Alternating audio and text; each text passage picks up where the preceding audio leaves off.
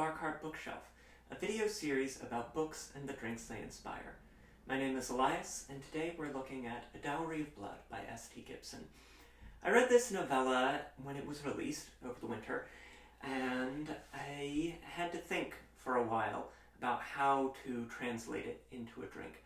It's a wonderful retelling of the story of Dracula's brides, his three brides in Bram Stoker's novel, but told through the perspective of one of the brides, the first Constanta. It's a wonderfully dark and lush novella with rich prose, polyamorous representation. All of the main characters are bisexual, and so they're able to work as a cohesive, albeit dysfunctional, family unit. And it was a really wonderful read. I devoured it over the course of 2 nights and thought long and hard about what it was that would make this a wonderful drink.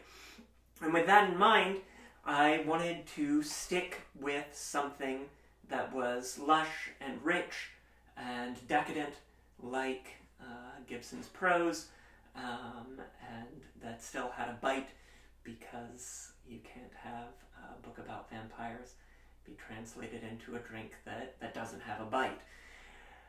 With that in mind, let's have a look at the drink that we're making today, The Bride's Kiss.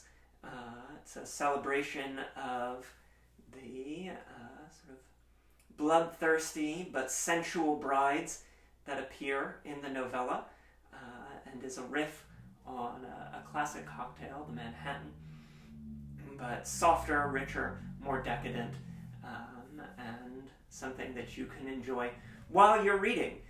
Some of the drinks that we'll look at will be drinks that you enjoy after you've read, and some like this are going to be things that you can sip on while you're diving into a good book.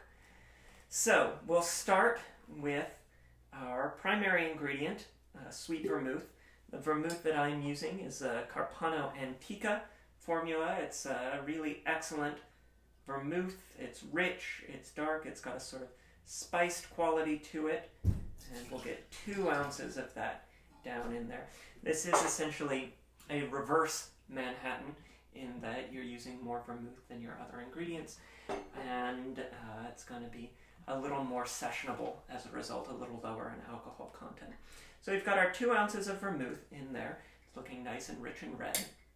And to that, we're going to add an ounce of dark creme de cacao. This is one that I made myself, but sometimes jiggers decide to have a roll.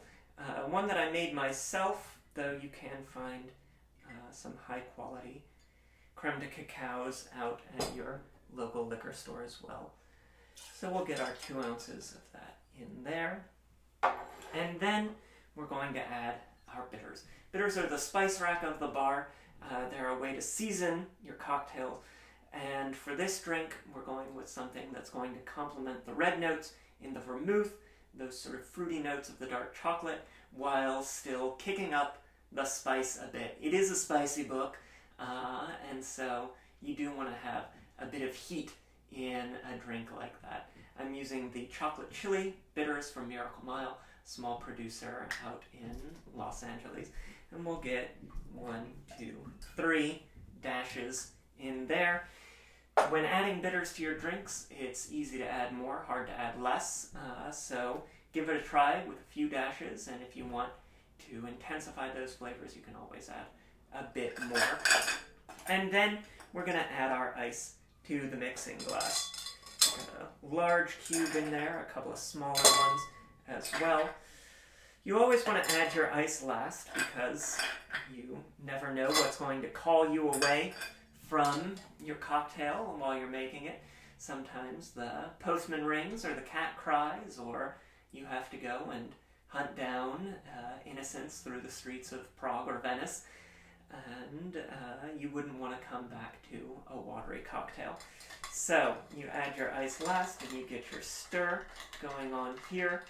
You're going to give it a nice solid stir for about 20 seconds until you're getting some dilution in there.